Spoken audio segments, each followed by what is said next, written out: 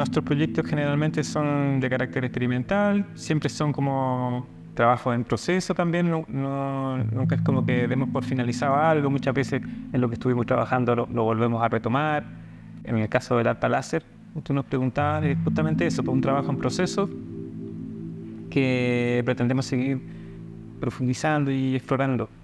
En un comienzo todavía yo siento que Taller Dínamo sigue siendo un espacio también de aprendizaje y de como romper los límites de las disciplinas. No sé, pues yo estoy constantemente aprendiendo de Francisco y Francisco me imagino que también. Y el arpa láser surgió justamente de eso, de hacer experimentos así sin ningún fin de ninguna cosa, ni artístico, ni comercial, ni publicitario, simplemente por probar nomás, así, pero solo por probar. Hicimos estas pequeñas como instalaciones de láser y nos dimos cuenta que era una cosa así bastante sorprendente, pero también nos dimos cuenta que las variables había un montón de variables que nos gustaría probar, el tamaño, la geometría, el conjunto el tipo de sonido, la dinámica de cómo tocarlo, qué pasa si se hace al aire libre, qué pasa si se hace de día, qué pasa si se hace de noche, qué pasa si se hace para mucha gente, si se hace para poca gente. Y en el caso del arpa, es un proyecto que tiene como característica hasta ahora que es siempre, no sé llamarlo un desarrollo, o que finalmente de frentón es parte de su característica, que es siempre experimental. Siempre cuando lo instalamos tenemos ciertas ideas, tenemos ciertas cosas que nos gustaría probar, tenemos también ciertas cosas que ya sabemos, que un poco las vamos consolidando, pero también es interesante que lo que pasa después en el momento de la instalación es inesperado. Claro, siempre en general estos desplazamientos con el arpa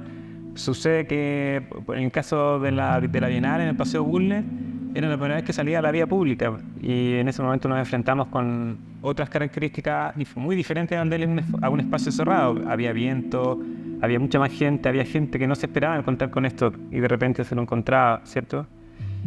Tuvimos que hacer cambios, no sé, desde el tipo de láser que utilizábamos, el color, y fueron cosas que tuvimos que enfrentarlas por primera vez en el Paseo Bulnes. Estos experimentos con láser ya se vienen desarrollando hace bastante tiempo, en internet están súper documentados. La manera de aplicarlo quizás varía un poco porque no existe un manual de cómo tiene que hacerse. Simplemente nosotros vimos el fenómeno de un láser atravesando en el espacio que se logra visualizar gracias a algún medio como humo, ¿cierto? Y con este fenómeno nosotros hicimos el aterrizaje y desarrollamos un circuito con sensores muy sencillos que reaccionan a la luz. Entonces, al momento de existir una interferencia en del láser,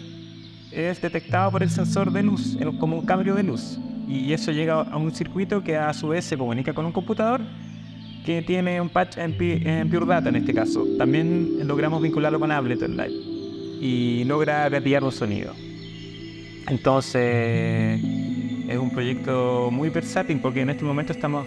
trabajando con sonido, pero podríamos vincularlo a video, podríamos utilizarlo como activador de cualquier cosa. Nuestra idea inicial, con la que, así por decirlo, como propuesta formal con la que llegamos, que tal vez no se pudo aplicar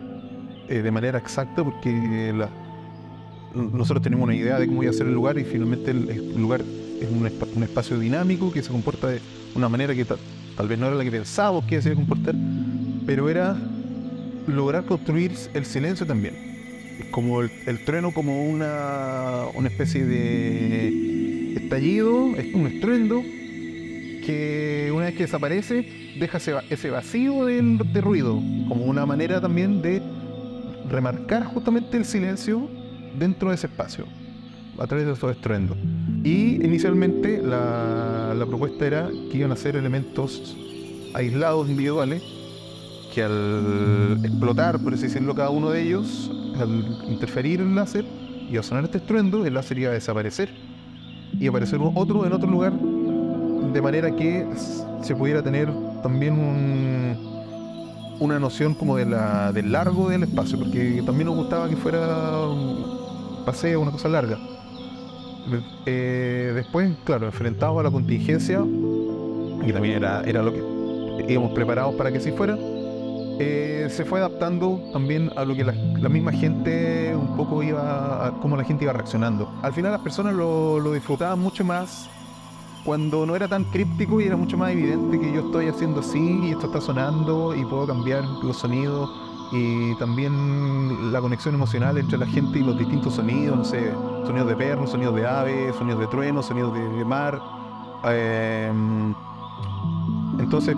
como digo, partió con una idea bastante como espacial, un poco más conceptual, pero terminó